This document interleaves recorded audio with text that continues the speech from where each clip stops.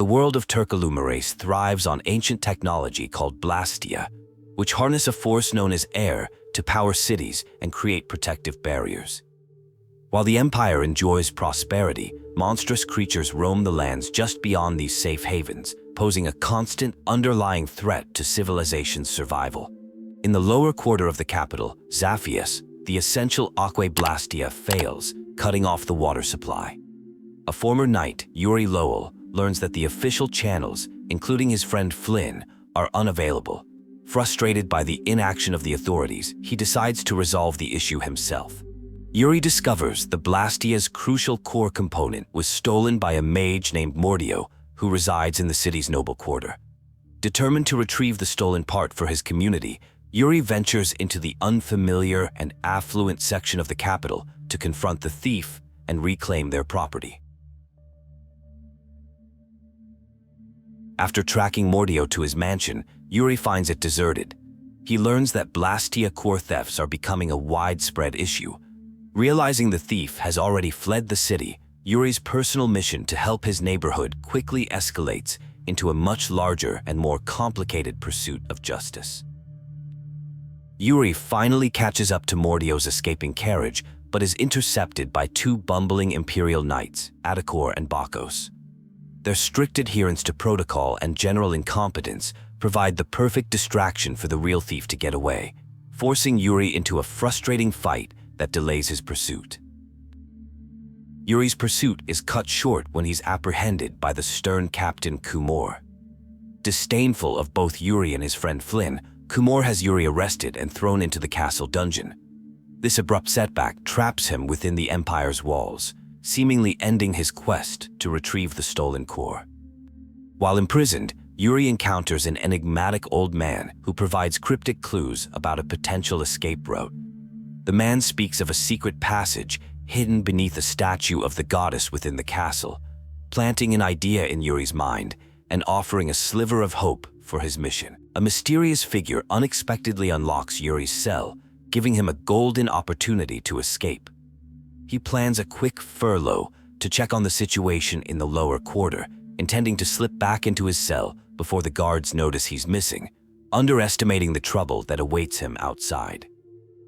As Yuri sneaks through the castle, he finds a young woman being chased by knights. She is desperately trying to locate Flynn to deliver an urgent warning. Recognizing his friend's name, Yuri decides to intervene, unknowingly stepping into a conspiracy that extends far beyond a simple stolen core.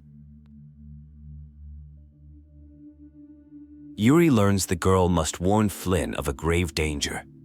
After helping her evade the knights, they discover Flynn's quarters are empty.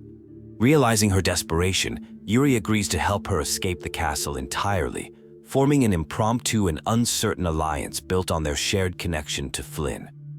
Their escape is complicated when an assassin named Zaphias attacks, mistaking Yuri for Flynn.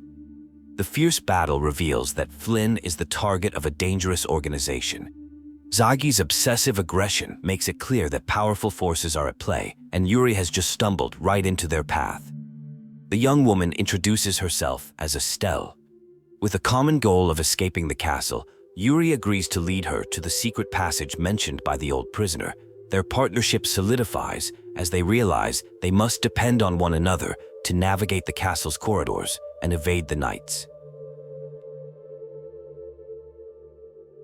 Yuri and Estelle successfully locate the hidden passage beneath the goddess statue. It leads them into the dark, monster-filled catacombs below the castle. For Estelle, who has lived a sheltered life, this is her first terrifying encounter with the creatures that exist beyond the city's protective barriers. They emerge from the tunnels at dawn into the royal quarter. Having spent her entire life within the castle walls, Estelle is mesmerized by the outside world. Yuri, however, remains focused on his mission and plans to guide her to the city gate before returning to the lower quarters' problems. Upon returning to the lower quarter, Yuri discovers that the knights are still actively searching for him and that the thief, Mordio, has fled the capital. To retrieve the Blastia core, he realizes he has no choice but to venture beyond the city's barrier and into the dangerous, monster-filled world.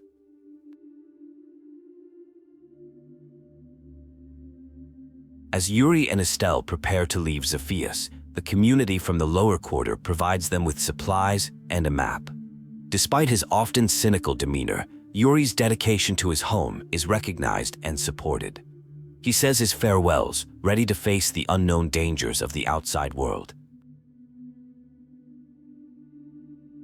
At the outpost of Daedon Hold, their journey is abruptly halted by a massive monster invasion.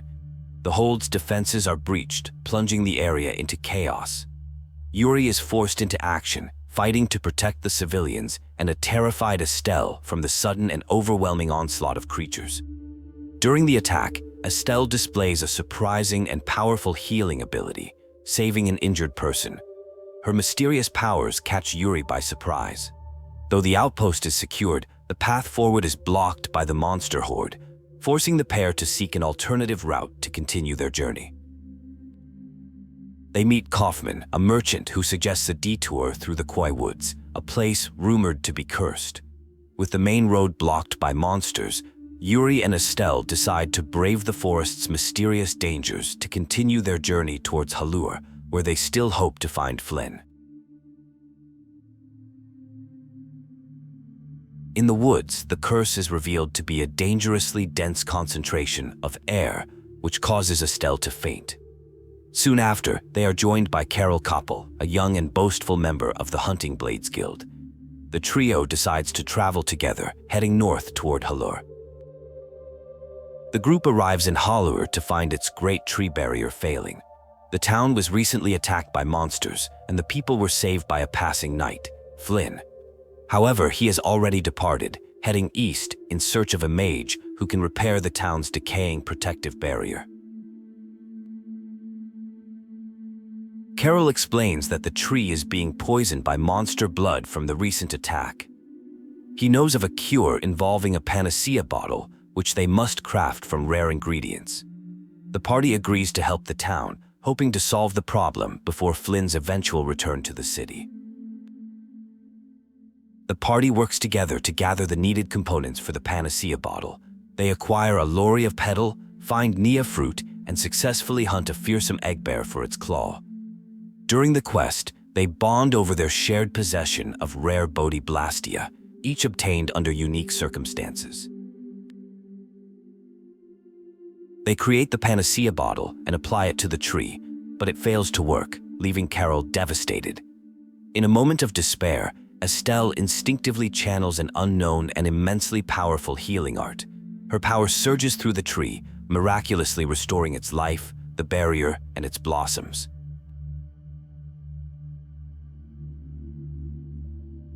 With Halur saved, but the Imperial Knights closing in, the party flees eastward. They learn Flynn was likely heading to Aspio, the city of scholars. Now a cohesive team, they decide to follow his trail, their journey taking them deeper into the continent in search of answers and their friend. The party reaches the gloomy, cavernous city of Aspio, but is denied entry. They learn Flynn was there investigating ruins, but has already moved on. Their main objective remains finding Mordio, the Blastia thief, whom they suspect is a reclusive and brilliant mage from this very city. After sneaking inside Aspio, they trace the Blastia thief to the lab of Rita Mordio, a genius researcher. She vehemently denies being a thief and, to prove her innocence, insists on taking them to the nearby Shakos ruins, where she claims the real culprits are operating and Flynn was investigating.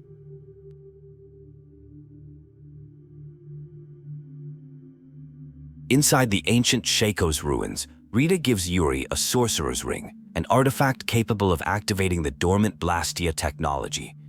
They use it to navigate the ruins' puzzles and awaken its powerful guardians, delving deeper into the mystery of the thieves and the secrets the ruins hold. They confront the actual thieves, and their battle awakens a massive golem guardian. While Rita is thrilled by the chance to study its ancient formula, the primary thief escapes.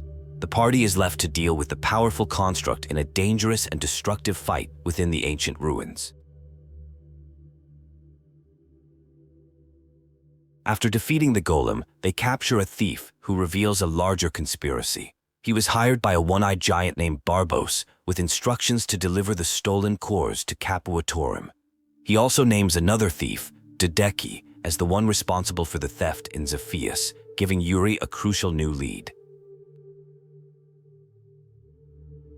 Intrigued by the Blastia mysteries and Estelle's strange powers, Rita joins the group. They return to Halure only to miss Flynn once more. He left Yuri's updated wanted poster and a note instructing him to meet in Capua Nor, setting the stage for their eventual and inevitable reunion. The pursuing Imperial Knights catch up to the party in Halure, leading to another confrontation. The group manages to escape and heads west toward the port city of Capua Nor. With Rita now a permanent member, their party is stronger and better equipped to handle the challenges that lie ahead. On Emed Hill, the group discovers a recently destroyed barrier Blastia. Eyewitnesses describe a mysterious dragon rider who attacked it. This is the first they've heard of such a being, and Rita is enraged by the senseless destruction of Blastia, becoming determined to find this new enemy. Reaching the coast, Estelle and Yuri share a quiet moment, seeing the ocean for the first time. The vastness of the world beyond the barriers impresses upon them the scale of their journey. This experience strengthens their bond and their resolve to uncover the world's secrets together. They finally arrive in Capua Nor and reunite with Flynn. The reunion is tense as they argue over their conflicting approaches to justice. Their confrontation is interrupted by Estelle's arrival, and the complex dynamic between the two old friends and the mysterious princess takes center stage in the story. Flynn reveals that Magistrate Repede is using a Blastia to control the weather, holding the port city hostage. He is also forcing citizens to hunt a dangerous monster. As a high-ranking council member, Repede is politically protected, presenting a formidable and seemingly untouchable adversary. Unable to confront Repede directly, the party decides to hunt the monster known as the Ribgaro. They hope its valuable horn will grant them an audience with the corrupt magistrate. Karol's knowledge of monsters proves invaluable, guiding them in their strategic plan to expose Repede's corruption.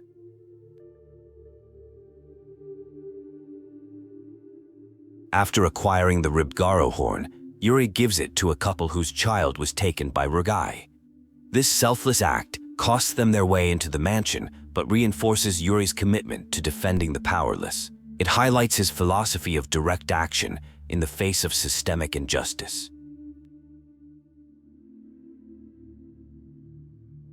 Yuri devises a risky plan: create a major disturbance inside Repede's mansion. This would invoke an emergency prerogative, giving Flynn and the Imperial Knights the legal justification to storm the property and intervene, bypassing the jurisdictional protections that make the magistrate untouchable. Inside the mansion's dungeon, they uncover horrific evidence of Repede's cruelty, finding people being fed to monsters. Repede appears and callously admits to his sadistic hobbies. His confession reveals a shocking level of depravity, showing he is a true monster hiding behind his noble title.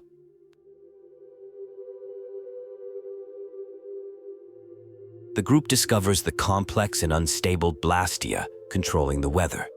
Realizing it is the key, they decide to destroy it. This act of sabotage is designed to create the chaotic emergency necessary for Flynn's Imperial Knights to finally intervene and bring the corrupt magistrate to justice. As chaos erupts, the mysterious dragon rider appears and destroys the weather Blastia before flying off.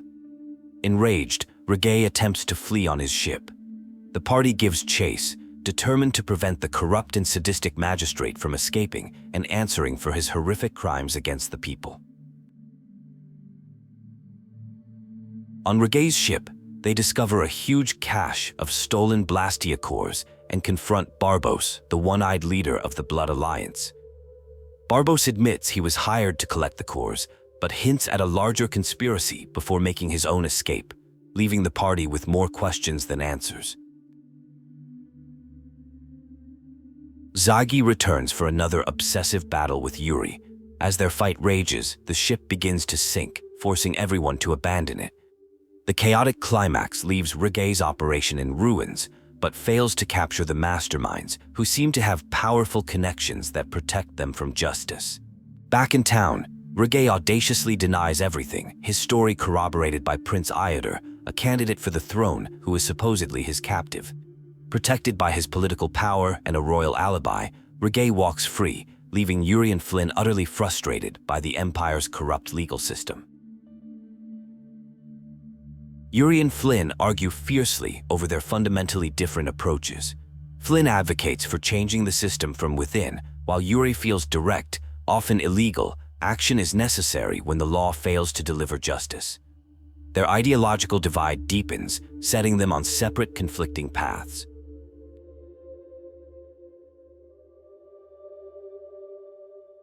The party heads to the ruined city of Cave Mock, following a bad tip from Raven. There, they encounter the Hunting Blades Guild, Karol's former group. Karol is mercilessly mocked by his old guildmates for his perceived cowardice, revealing the painful history that led him to travel alone. Inside the city's ruins, they find mysterious warp Blastia. Rita is captivated by the ancient technology, but they lack the means to activate it. Their exploration reveals that the hunting blades are present for a much more significant reason than a simple monster hunt, deepening the area's mystery. The party witnesses Don Whitehorse, the hunting blades leader, execute a fatal strike to defeat a powerful monster instantly. This display of immense skill highlights the gap between Karol's bravado and the abilities of a true master, while also inspiring Yuri to learn the advanced combat technique. In a hidden area of the ruins, they find a massive monster contained by a reverse barrier. The air is thick and harmful, similar to the Kwai Woods. The mysterious dragon rider appears, shatters the Blastia powering the barrier, and frees the beast, inciting a chaotic battle for everyone present. The creature, an Alexei named Gigalar, proves to be overwhelmingly powerful. As the ruins start to collapse, all parties are forced into a hasty retreat. Karol, overcome by shame and fear, runs off alone. The encounter leaves everyone shaken and questioning the dragon rider's true motives. After Karol rejoins them, the group is ambushed by Captain Kumor, who shockingly reveals that Estelle is a princess and a candidate for the imperial throne. This revelation explains the constant attention from various factions. Estelle is captured, and the rest of the party is arrested, their journey seemingly over. Now, imprisoned in the new city of Heliord, the group is suddenly pardoned by Commandant Alexei himself. Their actions in protecting Princess Estelle and rescuing Prince Iodor have earned them a reprieve. They are freed, but are now deeply entangled in the Empire's dangerous succession crisis.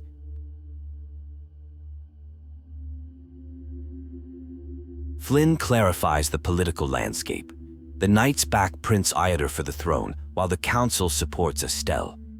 Her royal lineage is the reason so many groups have been pursuing her. Yuri remains indifferent to the Empire's power struggles, focusing instead on the well-being of his friends. The barrier Blastia in Heliord malfunctions violently, spewing a hazardous amount of air.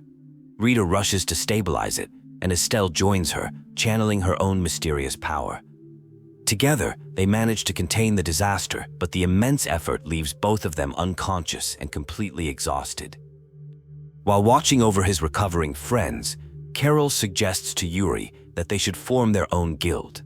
Yuri, having witnessed the failures of both the Knights and the existing guilds, gives the idea serious thought.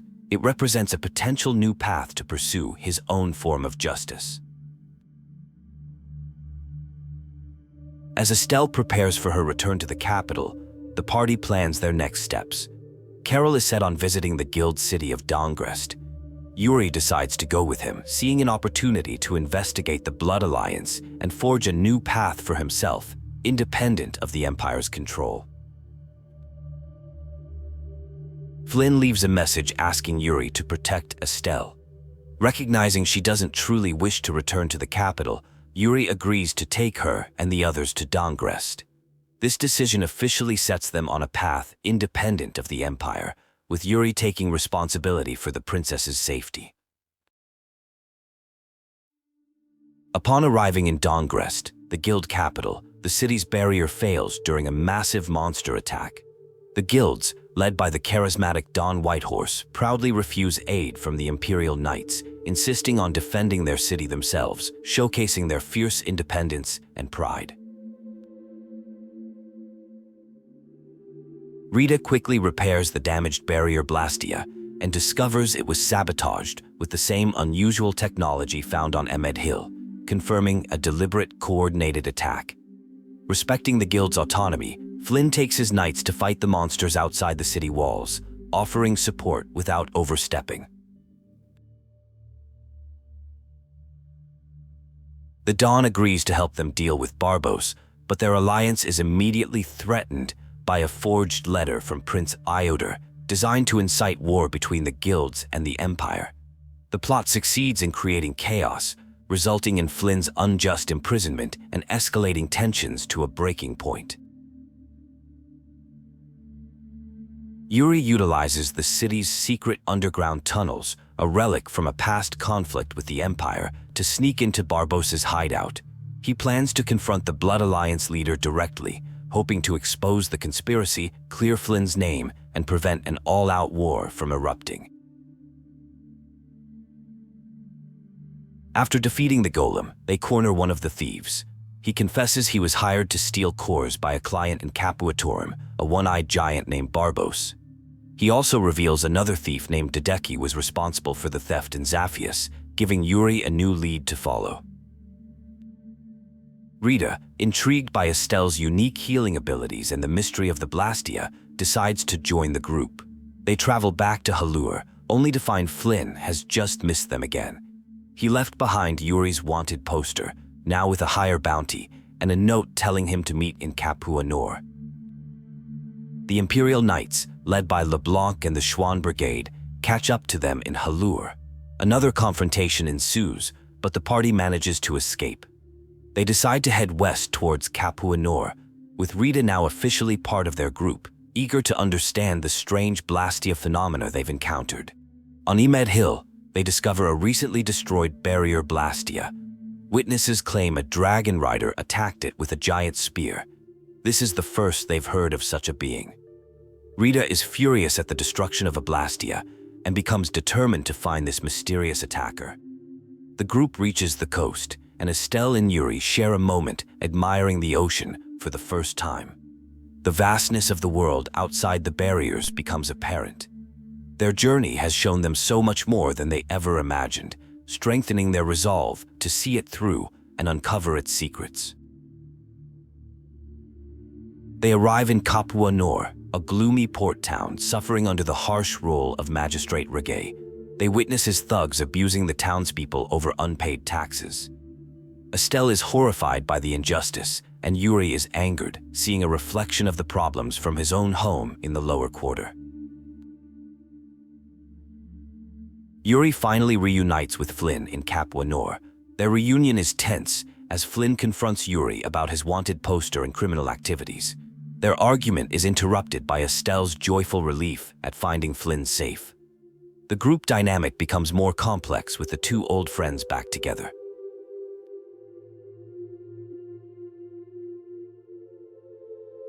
As Estelle prepares to return to the capital, a monstrous being named Pharaoh attacks, specifically targeting her. Commandant Alexei appears with a powerful mobile fortress, Heracles, to fight it off. Pharaoh calls Estelle an insipid poison of this world before being driven away from the city. Shaken by the attack, Estelle decides she must discover why Pharaoh targeted her. She forgoes returning to the capital to seek answers. Yuri supports her, giving the aque Blastia core to Flynn and officially forming a guild with Karol, which they name Brave Vesperia, embarking on a new path. The newly formed Brave Vesperia accepts its first official mission to help Estelle find Pharaoh. Judith reveals she has seen the creature on the desert continent of Desir. Their quest now has a clear, albeit distant and dangerous destination, requiring them to journey across the open sea. In Capua Torum, they secure passage by agreeing to protect a merchant ship from mermen during its voyage to Nordopolica. In exchange for their services as escorts, they will be given ownership of the vessel. This deal provides them with the means to travel freely and pursue their quest. Their voyage is interrupted when a massive ghost ship, the Atherum, appears and disables their vessel. The ancient cursed ship seems to draw them in, forcing the party to board it to investigate the source of the interference and find a way to repair their own ship and continue their journey. Aboard the Atherum, they discover a diary from 1,000 years prior. It details a sailor's doomed quest to deliver a clear CL crystal to save his hometown of Jormungand. The crystal, an apatheia, attracts hostile spirits, and Estelle feels a strong sense of duty to complete his ancient mission. After escaping the ghost ship, they finally arrive at the Colosseum city of Nordopolica. Raven needs to deliver a letter from the Dawn to the city's mysterious ruler, Duchess Belius. However, they are told she only grants audiences on the night of the new moon, forcing them into a period of waiting. While exploring the city, they are approached by a man named Repede from the Ruins Gate Guild. He hires them to enter the Colosseum tournament and defeat the reigning champion, claiming the champion is secretly plotting with a rival guild, Leviathan's Claw, to seize control of the city.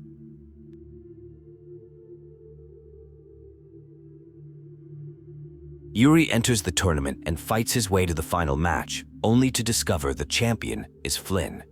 Their battle is interrupted by the assassin Zagi, who now has a dangerous Blastia fused to his arm. Zagi's unstable power unleashes the Colosseum's monsters, plunging the arena into chaos.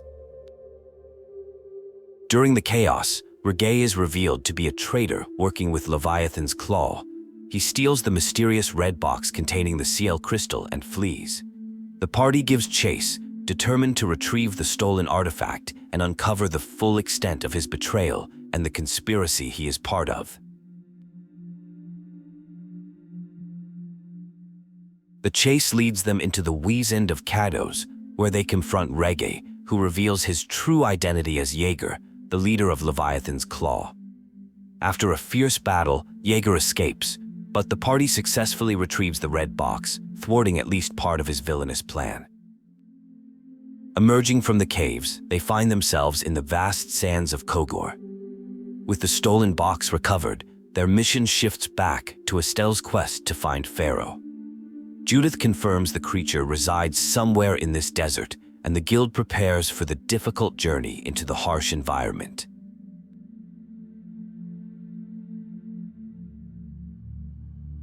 They arrive at the oasis town of Mantaik, which is under a strict curfew imposed by the Imperial Knights.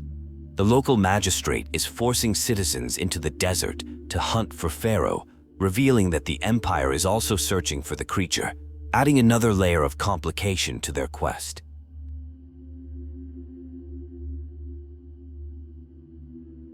Estelle resolves to enter the desert alone to find Pharaoh, not wanting to endanger her friends.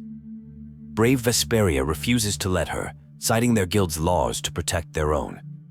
They reaffirm their commitment to her, officially accepting her personal quest as their collective guild mission. In the desert, they rescue townspeople who were forced to search for Pharaoh.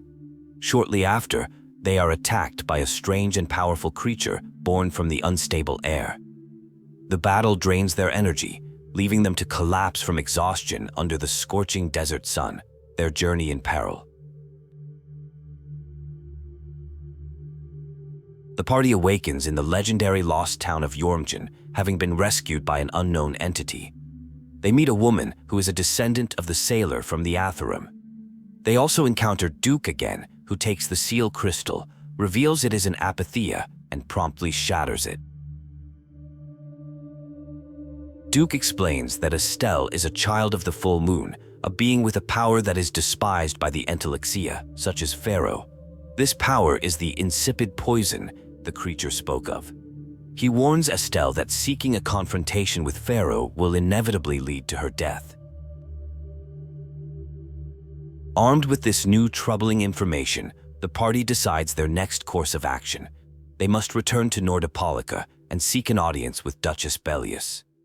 As an Alexei herself, she may hold the answers they need to understand Estelle's true nature and why she is being targeted. Brave Vesperia has officially been formed, solidifying their group's identity. Led by Yuri, they operate under a simple code: do justice and punish the unjust, with all members supporting one another. This marks a significant turning point, as they now have a formal purpose and structure for their journey. Yuri and Judith have a private conversation, where Yuri reveals his suspicions about her connection to the Dragon Rider. Judith admits to knowing the rider and his creature, Baul, but remains evasive about the full extent of her involvement, adding to the mystery surrounding her own past and motivations.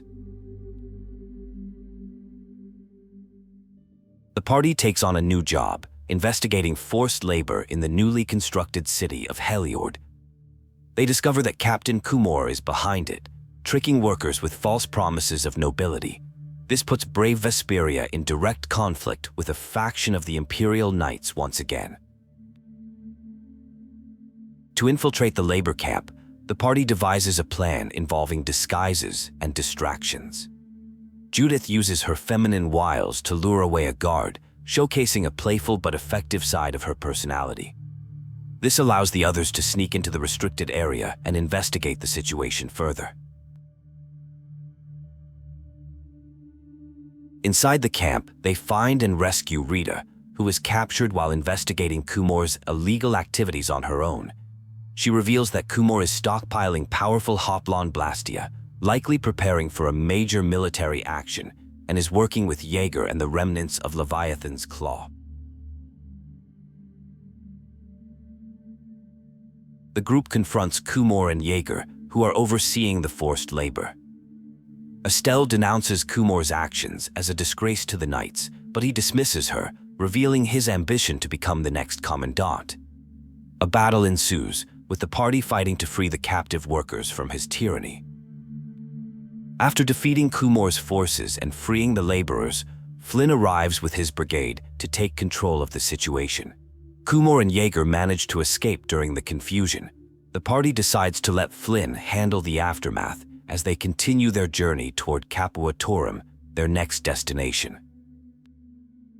At the port, they meet Raven, who reveals he was sent by Don Whitehorse to keep an eye on Estelle, as the Guild Union is wary of her status as a potential heir to the throne. This confirms that their actions are being monitored by the highest levels of both the Empire and the Guilds. The party discusses their plan to travel to the sands of Kogor to find Pharaoh.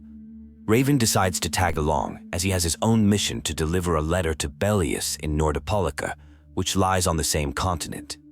Their paths align, and the enigmatic old man officially joins their group. Yuri and Flynn have another tense conversation about Estelle. Flynn insists she should return to the capital for her own safety, while Yuri respects her decision to seek the truth about Pharaoh. Their differing views on how to protect her highlight their fundamental disagreement on freedom versus security. The group secures passage to Desier. Rita reveals she is also coming along, as she wants to investigate the aque and is intrigued by the Alexei. With the full party reassembled, they set sail for Nordopolica, their first stop on the desert continent and a key step in their quest. During their voyage, they learn that Iodor is attempting to solidify a friendship treaty between the Empire and the Guilds, but the appearance of the Heracles fortress has created deep mistrust. The political situation is fragile, with factions on both sides wary of a true alliance between the two powers.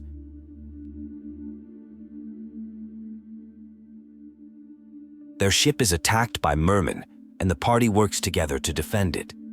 This encounter serves as a reminder of the dangers of the open sea and solidifies their role as guardians of the vessel. It also showcases their growing competence as a cohesive fighting unit and a proper guild. They learn that Leviathan's Claw is trying to steal Kaufman's clients by disrupting her trade routes. The guild is illegally selling Hoplon Blastia, and Kaufman suspects they are acquiring them from a corrupt source within the Empire's excavation operations, hinting at a wider network of corruption. The party arrives in the port town of Capua Torm, a vibrant and bustling hub of trade and travel. It stands in stark contrast to its oppressed sister city, Capua Nor. Here, they can rest and resupply before embarking on the final leg of their journey to the desert continent of Desir. As they journey, they find a diary detailing a sailor's last days. He was trying to deliver a powerful artifact, the Clear Seal Crystal, to save his town. Estelle feels a deep connection to his story and insists that brave Vesperia should honor his dying wish and complete his mission. The Clear Seal Crystal is revealed to be an apathia, a concentrated mass of air that disrupts Blastia and attracts monsters. This explains the strange occurrences on the ghost ship. Estelle's desire to deliver it puts the party in a difficult position, balancing her request with their own urgent mission. After much debate, the party agrees to help Estelle, adding the delivery of the crystal to their list of tasks. This decision highlights the guild's core value of supporting its members, even when it means taking on additional risks and detours from their primary objective of finding Pharaoh. They finally arrive in Nordopolica, the city of the Colosseum. The atmosphere is festive and chaotic, a stark contrast to the Empire's rigid order. Here, they must navigate the complex world of guild politics to get their audience with the city's enigmatic ruler, Duchess Belius, and find their answers. They learn that Belius will only see them on the new moon, forcing them to wait. In the meantime, they gather information and witness the city's culture firsthand. The delay gives them time to prepare for the challenges ahead and to better understand the world they are trying to save. Patty is publicly shamed for being the granddaughter of the infamous pirate Ifred. The stigma attached to his name makes her an outcast in the guild community. Yuri stands up for her, but Patty, accustomed to such treatment, brushes it off, hiding her pain behind a resilient and cheerful facade. To pass the time, they are hired by a seemingly respectable guild member to enter the Colosseum tournament. The job is to defeat the current champion, who is allegedly plotting a takeover. Yuri accepts the challenge, seeing it as a good opportunity to build brave Vesperia's reputation and renown. Yuri's journey through the tournament leads him to a final showdown with the champion, who is revealed to be Flynn. Their friendly rivalry is cut short by Zagi's attack, which unleashes chaos. The man who hired them, Repede, uses the confusion to steal a mysterious box and escape the arena. The party pursues Repede, who is actually Jaeger in disguise. The chase leads them out of the city and into a dangerous cave system. They realize they were used as a pawn in a larger scheme by Leviathan's Claw, and they are determined to retrieve the stolen box and hold Jaeger accountable.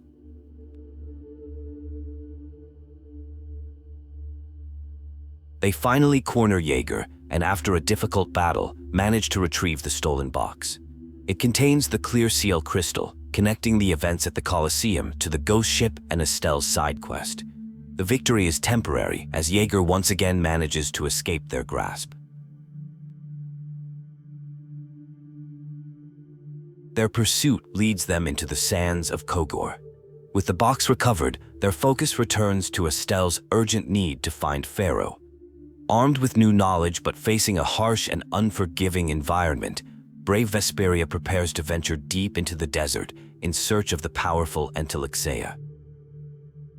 In the oasis town of Mantaic, they uncover another layer of imperial corruption. The local magistrate is forcing citizens to hunt Pharaoh, treating them as disposable. Brave Vesperia intervenes, further cementing their opposition to the Empire's unjust practices and protecting the innocent townspeople. Estelle, determined to face her destiny, decides to enter the desert alone. The guild, however, refuses to let her go, invoking their own laws of mutual protection. They stand by her, accepting her personal quest as their own, and prepare to face the dangers of the desert as a united front. After rescuing the townspeople and battling a strange creature, the party collapses from exhaustion. They awaken in the legendary lost town of Jormungand, where they finally meet Duke. He explains Estelle's nature as a child of the full moon, whose power is anathema to the Alexei, putting her in grave danger. Armed with this critical information, the party realizes they must meet with Belius in Nordopolica. As an Alexei, she may hold the key to understanding Estelle's power and finding a way to reconcile with Pharaoh. Their journey takes on a new urgency as they race against time and fate.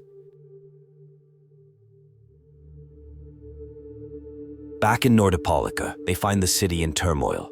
The new moon has arrived, and it is finally time for their audience with Duchess Belius. The fate of their quest, and possibly the world, hinges on what they will learn from the ancient and powerful ruler of the Colosseum city. Belius reveals her true nature as an Alexei and explains the world's crisis. Humanity's use of Blastia is poisoning the planet. The Alexei plan to eradicate humanity to save it. Their meeting is cut short by an imperial invasion led by Commandant Alexei, who seeks to capture Belius. The party fights to defend Nordopolica. In the battle, Don Whitehorse is mortally wounded. Flynn arrives, revealing Alexei is acting without authority and has unleashed the mobile fortress Heracles. The party escapes the besieged city, resolving to find another way to stop the escalating conflict. They travel to the flying city of Miorzo to seek the wisdom of the ancient Krityans. There, they learn the full truth. The Blastia's toxic byproduct is awakening the Edephagos, a world-devouring entity. Estelle's power can purify the air, but using it on a global scale would be fatal for her. Faced with an impossible choice, they learn of an alternative, gathering all the world's Blastia cores to power a formula that can destroy the Edephagos. This would save Estelle and the world, but would mean humanity must learn to live without the technology it has always depended on for survival. Their new mission is clear. They must rally the world, unite the Empire and the guilds, and convince everyone to sacrifice their Blastia for the greater good. This sets the stage for a final global effort to confront the Edephagos and secure a future for Terca Lumireis and all its inhabitants. The party infiltrates Zaude, the ancient weapon raised by Alexei, to stop him from seizing control of the world's power. They confront and defeat him, but his actions have already fully awakened the Edephagos, which begins its descent to consume the world, pushing the heroes into a final, desperate race against time. In a final climactic battle, Yuri confronts Duke, who believes humanity is beyond redemption and seeks to use the Edephagos to reset the world. Yuri fights for humanity's potential to change. Their ideological and physical clash determines the fate of the world, a battle of despair versus hope. Yuri and his friends emerge victorious. They unite the power of every Blastia core in the world, successfully destroying the Edephagos, but sacrificing all Blastia in the process. The world is saved, but it is a new world, one where humanity must forge a future without its ancient, powerful crutch. In the aftermath, a new era of cooperation begins. Flynn works to reform the Empire from within, while Yuri and brave Vesperia travel the land, helping people adapt to life without Blastia. Though their methods differ, their shared goal of a better future keeps their bond as strong as ever.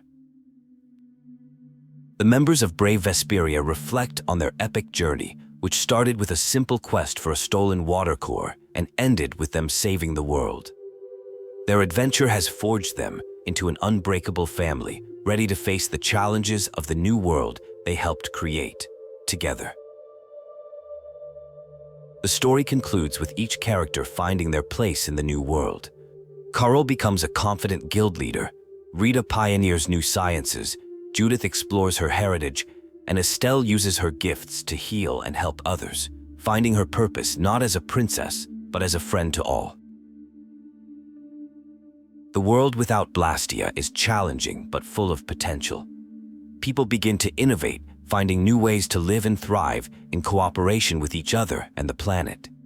The sacrifice has ushered in an age of true self-reliance and progress, a future earned by the courage of its heroes. Yuri and Flynn share a final moment of understanding. They accept their different paths, one working within the system, the other outside it, as two necessary halves of the same whole. Their enduring friendship symbolizes the new balance of the world, where order and freedom can coexist to build a better future. During their voyage, the ship is swallowed by a giant monster. Inside its belly, they find Patty, who had been playing with the creature. After escaping, they are attacked by a massive ghost ship, the Atherum, which disables their vessel and forces them to board the mysterious ancient wreck. As they journey, they find a diary detailing a sailor's last days. He was trying to deliver a powerful artifact, the clear seal crystal, to save his town. Estelle feels a deep connection to his story and insists that brave Vesperia should honor his dying wish and complete his mission. The clear seal crystal is revealed to be an apathia, a concentrated mass of air that disrupts Blastia and attracts monsters. This explains the strange occurrences on the ghost ship. Estelle's desire to deliver it puts the party in a difficult position, balancing her request with their own urgent mission. After much debate, the party agrees to help Estelle, adding the delivery of the crystal to their list of tasks. This decision highlights the guild's core value of supporting its members, even when it means taking on additional risks and detours from their primary objective of finding Pharaoh. They finally arrive in Nordopolica, the city of the Colosseum. The atmosphere is festive and chaotic, a stark contrast to the Empire's rigid order. Here they must navigate the complex world of guild politics to get their audience with the city's enigmatic ruler, Duchess Belius, and find their answers.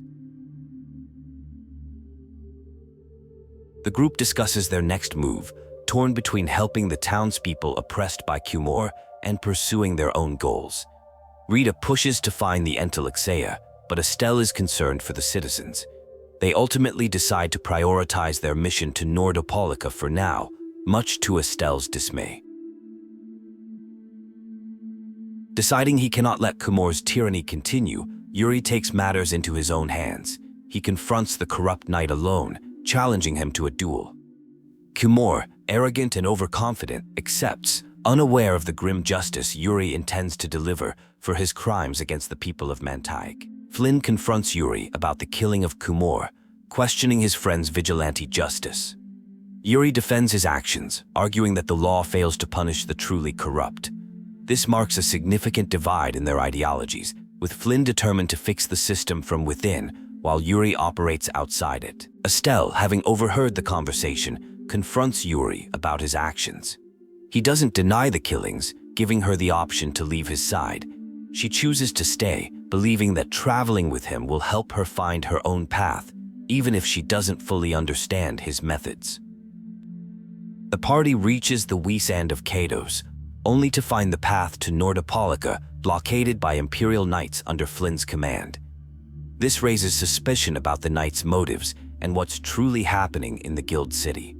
They realize a direct approach is impossible and must find another way through. Using a clever distraction orchestrated by Raven and Patty, the group manages to slip past the Imperial Knights' blockade. Their teamwork allows them to bypass the checkpoint, but the experience reinforces the seriousness of the situation in Nordopolica and the mysterious reasons behind the military presence in the area.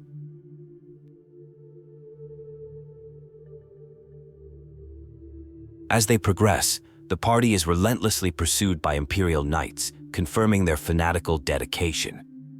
The group must fight their way through, with Rita lamenting the lack of time to study the aque. Their escape becomes a frantic race against the determined soldiers hot on their trail. Brave Vesperia finally arrives in Nordopolica, finding the city surprisingly calm despite the heavy military presence in the surrounding area.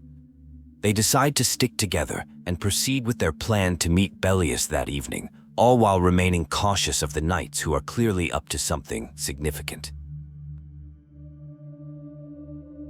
The group meets with Belius, the leader of the Palestra Guild, who is shockingly revealed to be an Alexei, an ancient and intelligent monster. She confirms her involvement in the Great War and acknowledges knowing of Estelle's identity as the Child of the Full Moon, deepening the mystery surrounding them.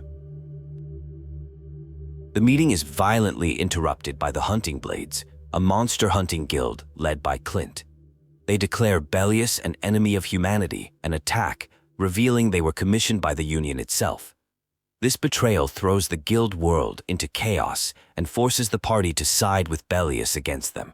During the chaotic battle, Estelle attempts to heal a wounded Belius. Her power reacts unexpectedly with the Alexei, causing Belius to lose control and go on a destructive rampage. The party realizes with horror that Estelle's healing ability is a poison to the Alexei, just as Pharaoh had warned.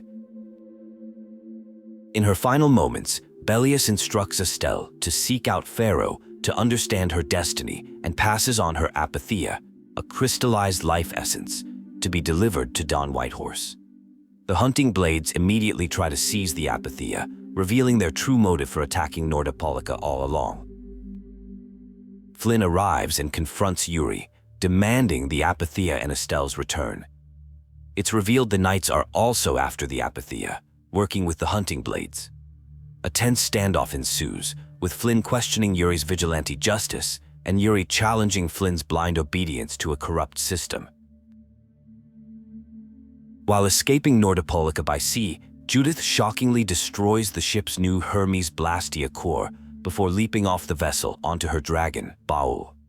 She cryptically states that this is the path she has chosen, leaving the party betrayed, confused, and stranded on a drifting ship without power.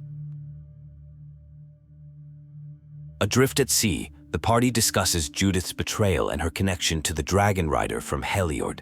Yuri admits he knew her secret but kept it, drawing Rita's ire. They reflect on the nature of justice and secrets, realizing that everyone, including themselves, has their own hidden reasons for their actions.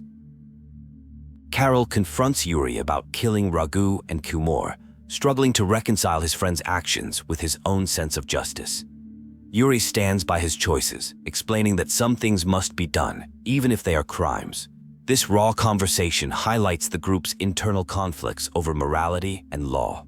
With the ship repaired, the group decides their next destination is Dongrest to deliver Belius's apatheia to Don Whitehorse. They hope the guild leader can provide answers about why apatheia are so sought after and shed light on Flynn's increasingly extreme actions, tying all the loose threads together. In Dongrest, the party learns that Don Whitehorse has gone to confront Leviathan's Claw alone after hearing about the events in Nordopolica. Realizing that Don is walking into a trap, the group decides to follow him to the Manor of the Wicked, leaving Karol behind to prevent a guild war from erupting. At the Manor of the Wicked, the party discovers that the Hunting Blades are also after Judith, targeting her dragon rider Baul for his apatheia. They realize the hunt for these powerful crystals is far more widespread and sinister than they initially thought, putting Judith in grave danger. The group finds Don Whitehorse confronting Jaeger, the leader of Leviathan's Claw. The Don reveals his intent to take down the corrupt guild leader, even if it means breaking Union laws. However, Jaeger escapes, leaving the Don to face the consequences of his vigilante actions alone. Don Whitehorse returns to Dongrest to prevent a war between the Union and Palestra.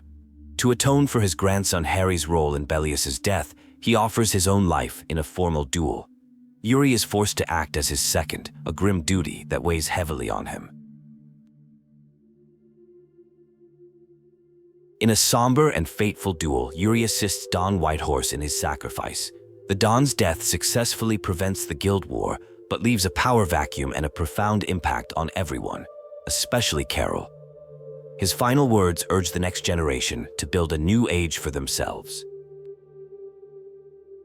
Devastated by the Don's death, Karol feels powerless and decides to quit brave Vesperia, believing he's not cut out to be a guild boss.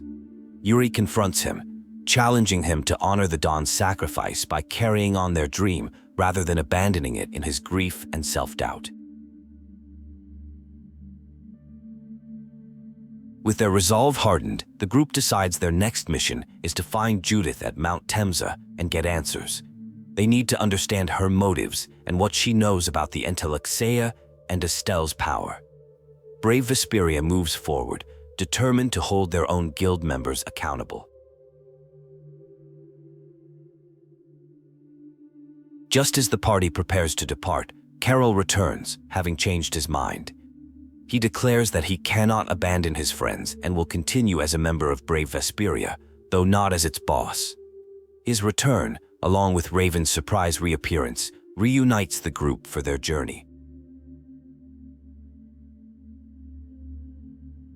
Arriving at Mount Temza, the party finds a massive crater, a scar left from a devastating battle during the Great War 10 years prior. Raven reveals the truth. The war was fought against the Alexei, who were trying to destroy dangerous human-made Blastia, a fact the Empire has hidden. The group finds Judith cornered by the hunting blades, who are relentlessly trying to kill Baal for his apatheia. Brave Vesperia intervenes, declaring Judith one of their own and defending her from the rival guild, ready to fight for their comrade despite her past betrayal. Judith finally explains her actions. She is a Krityans, and her mission with Baal is to destroy all Hermes Blastia, a dangerous type of Blastia that excessively consumes air and threatens the world's existence. The party realizes her betrayal was a desperate attempt to save the planet from humanity's folly.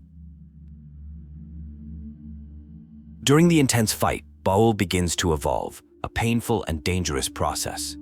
Estelle, despite knowing her power is poison to Alexei, channels her compassion. This time, her power helps rather than harms, allowing Baal to complete his evolution and become stronger than ever before. Aboard Baal, the party lets a physically and emotionally exhausted Judith rest. They reflect on her actions, now understanding her motives. Karol, in particular, begins to grapple with the complexities of their guild's laws, realizing that doing the right thing can sometimes mean breaking the rules. Judith reveals the full truth about Estelle. Baal sensed her not as a Blastia, but as a person causing a massive disturbance in the world's air. Her power, the child of the full moon, is a natural, immense formula that threatens to throw the planet's balance into chaos. With a heavy heart, the group confronts Pharaoh. Estelle demands to know her destiny, even if it means death. Pharaoh confirms that her power stimulates Krityans far more than any Blastia, making her a poison to the world. He believes eliminating her is the only way to prevent a catastrophe. Judith intervenes, striking a deal with Pharaoh. She vows that Brave Vesperia will find another way to solve the air problem and promises to kill Estelle herself if they fail. This buys them precious time, placing the weight of the world's fate squarely on the group's shoulders. Pharaoh suggests they seek knowledge from the Krityans, the ancient race that invented Blastia. Judith knows of a hidden ancient Kritian city called Myorzo. The party decides to travel there, hoping to find answers about the past that can help them save Estelle and the future. The group seeks guidance from a Kritian sage in Aspio to find Myorzo. He agrees to help if they deal with a mysterious group, later revealed to be Imperial Knights, that has occupied the sacred Egothor forest. They must retrieve a special bell from a hidden cavern to open the path. Inside the cavern, they discover a hidden memorial for the victims of the Black Hope Massacre, a tragedy orchestrated by the pirate Ifried.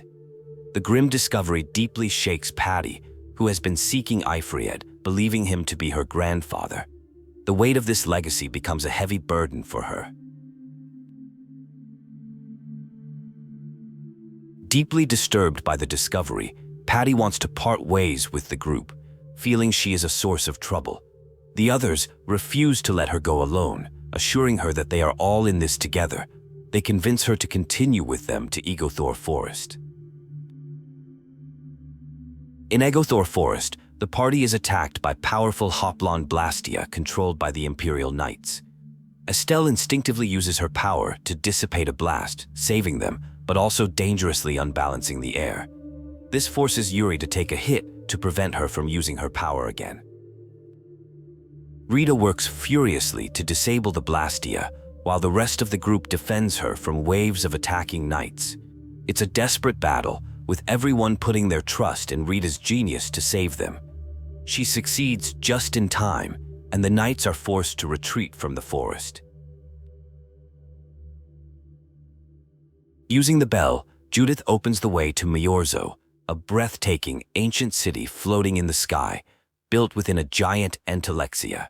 The party is in awe of the sight, a testament to the lost wisdom and power of the Krityan civilization they have been searching for.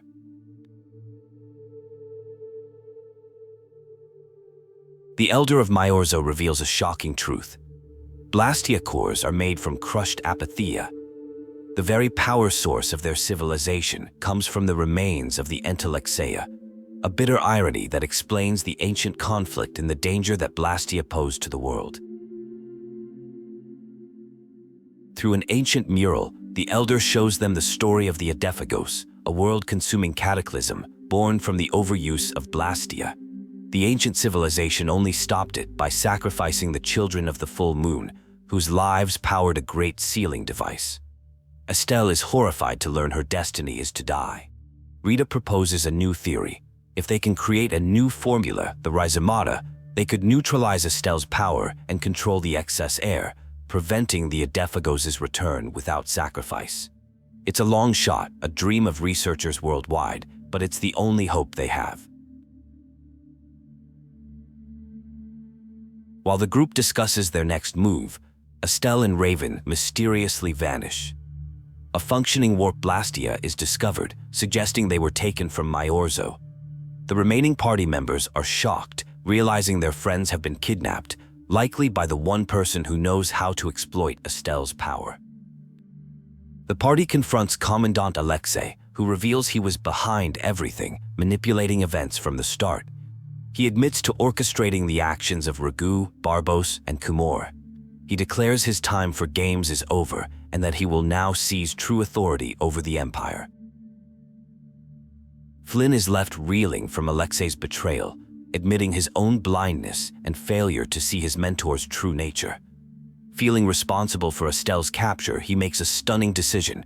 He asks to temporarily join brave Vesperia to help rescue her, setting aside his knighthood for their cause.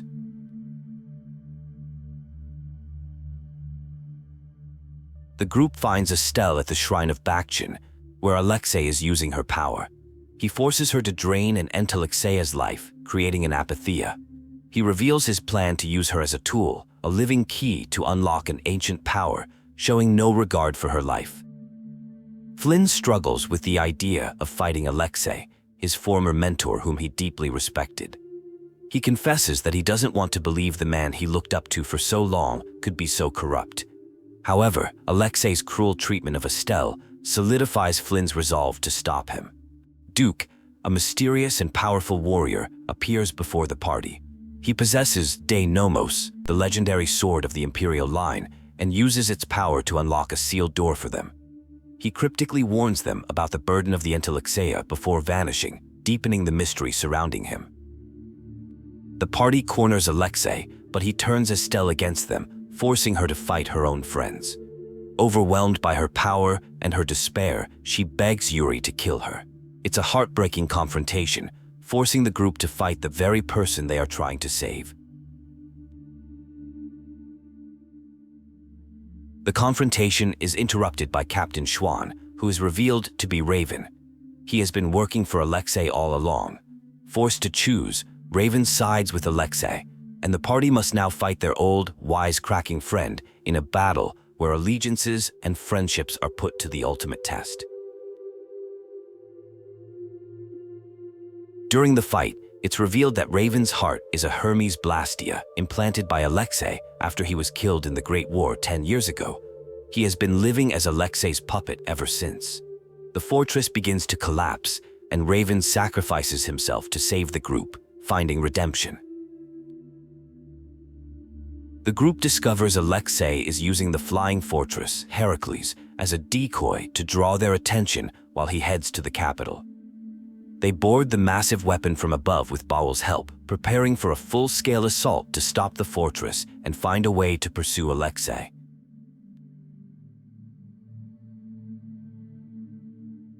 Aboard Heracles, the group is shocked to find Raven alive. He reveals he switched sides for good and disabled a portion of the fortress's cannons to help them board. He officially rejoins the party, this time as a true ally, ready to settle his own score with Alexei. In the control room, the party is confronted by Jaeger, who reveals Alexei was never on board. The fortress was a diversion. Heracles goes out of control, careening towards the capital, and Jaeger leaves the party to deal with the impending disaster, his own motives still unclear.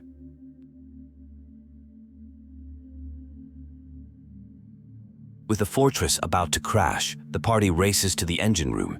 They find the main Blastia core is unstable and about to fire its main cannon at the city. Using Dane Nomos, Yuri manages to calm the air, but not before the cannon fires, narrowly missing the towns.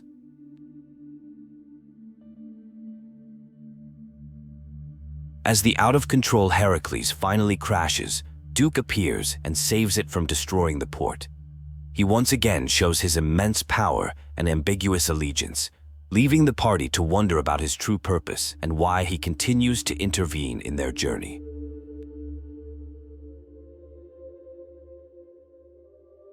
The group finally arrives at the capital, only to find it sealed behind a barrier as Alexei uses Estelle's power from atop the central tower, Zaude. Inside, her power runs rampant, causing the air to go wild. Estelle, in agony, loses control and begs Yuri to end her life. The party is scattered after a massive blast from Zaude. They regroup in Capua Nor, injured but alive. They learn the capital is now overrun with dangerous air, and a giant chasm has cut off the path forward, forcing them to find an alternate route through the frozen blade drifts of Zofair. In the middle of the ice flows, Karol confronts a massive monster alone to protect his friends. Pushed to his limit, he stands his ground, refusing to run. This marks a major turning point for him, as he finally finds the courage he sought and proves himself a true hero. The party reaches a town full of refugees from the capital. They learn from Prince Iodor that the city is uninhabitable due to the toxic air. He fears that the Knights may have to eliminate Estelle to stop the disaster, setting up a potential conflict between the party and the Empire. Believing he must shoulder the burden alone, Yuri attempts to sneak off to the capital by himself to face Alexei and make the hard choice about Estelle. The rest of brave Vesperia, led by Repede, catches him. They refuse to let him go alone, reaffirming their unbreakable bond as a guild. As the party and the Imperial Knights prepare to assault the capital, Flynn makes a rousing speech, inspiring his soldiers to fight for the people. He stays behind to lead the charge, entrusting Yuri and brave Vesperia with the mission of getting inside the city and stopping Alexei. Inside the castle, the group is relieved to find the citizens of the lower quarter safe, having been rescued by a few knights who defied orders. This small act of courage proves that not all knights are corrupt and that good people can still be found within the Empire's ranks. Alexei reveals his ultimate goal, to use Estelle to awaken Zaude, an ancient and ultimate Blastia he believes can reshape the world. He intends to use its power to create a new empire under his absolute control. Estelle is nothing more than a key to his grand, delusional plan.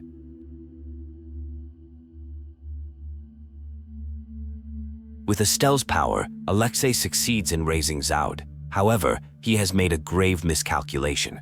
Zaude is not a weapon of creation, it is a seal. By activating it, he unleashes the Edephagos, the ancient world-consuming catastrophe that the children of the full moon sacrificed themselves to contain.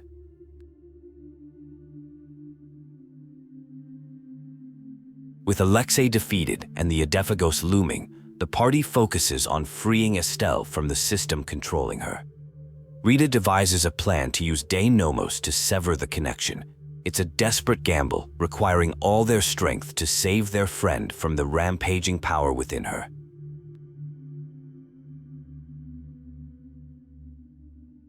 The party successfully frees Estelle, and she finally regains control of herself.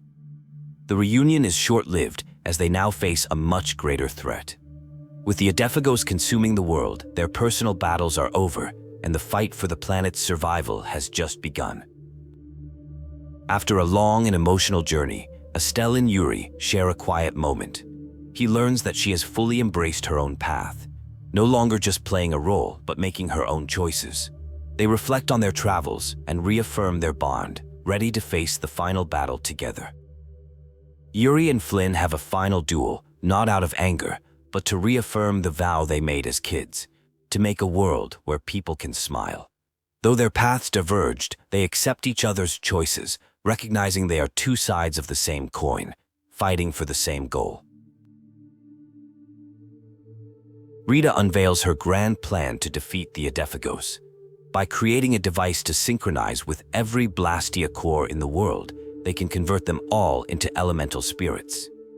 This would create enough power to destroy the Edephagos, but would also mean the end of the age of Blastia. Jaeger confronts the party one last time, revealing his own heart is a Blastia implanted by Alexei. He forces a final battle, finding a twisted sense of purpose in fighting them. Raven is forced to confront his own past as he faces another victim of Alexei's cruel experiments. The party confronts Alexei for the last time. He remains unrepentant, believing his methods are necessary for creating a new world. The final battle is not just for the world's fate, but for the soul of the Empire, as Flynn finally faces his fallen mentor to end his tyrannical ambitions.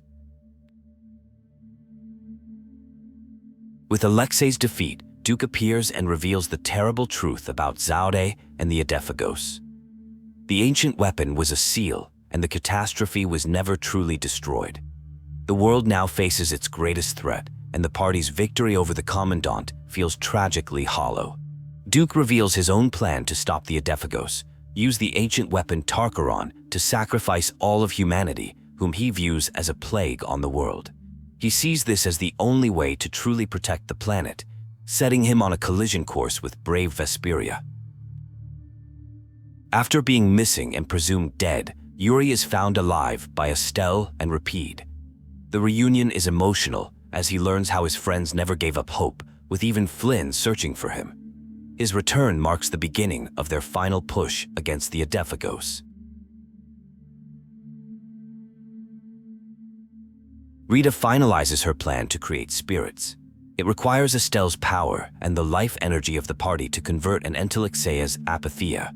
They successfully transform Belius's apatheia into Undine, the spirit of water, the first of 4 they need to counter the Edephagos.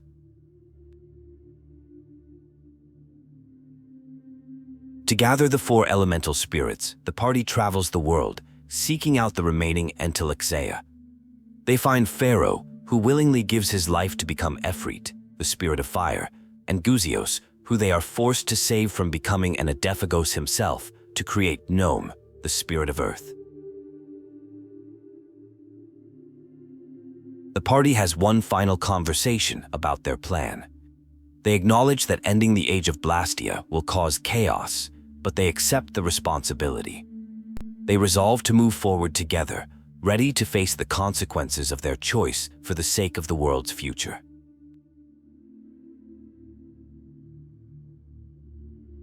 The Hunting Blades make one last stand, their leader still consumed by hatred from the Great War. Nan finally stands up to him, choosing compassion over revenge. Her words, inspired by her journey with the party, seem to finally get through, ending the cycle of vengeance. The group meets Duke's companion, the Alexei, who was once Alexei's assistant. She reveals Duke's tragic backstory. He was a hero of the Great War who was betrayed by the humans he fought to protect.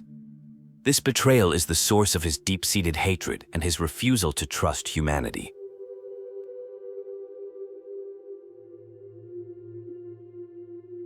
With the four spirits gathered, the party faces a moral crossroads. They must convince the leaders of the world, the Empire and the guilds, to accept their plan and willingly give up Blastia. It's a daunting political challenge, as they must unite a fractured world against a common threat. Patty's journey comes to a climax as she summons a ghost ship and confronts her past. It's revealed that she is the true Ifrid, an old pirate who lost her memories.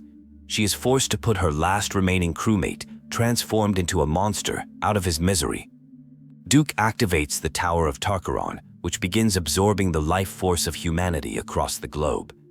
With time running out, the party sends Sodia and Witcher to find Flynn and bring him back for a final desperate mission to save his life and stop Duke's catastrophic plan.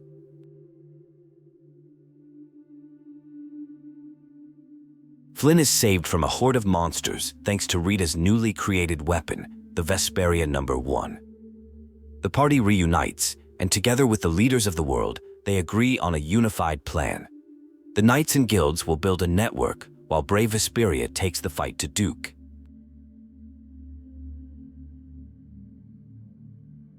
The leaders of the Empire and the guilds come together, setting aside their differences to work on a plan to save the world without Blastia. They put their trust in brave Vesperia to stop Duke, marking a new era of cooperation born from the global crisis. Patty, now fully remembering her past as the pirate Ifrid, finds peace with her new life. She chooses to stay with her friends in brave Vesperia, realizing that the bonds she has formed are more important than the legend she once was. Her personal journey has finally come to an end. On the eve of the final battle, Yuri and Estelle share a final quiet moment. They reflect on how much they've changed and grown, acknowledging that their journey together has defined who they are. They face the future without fear, ready to create a new world through their own choices.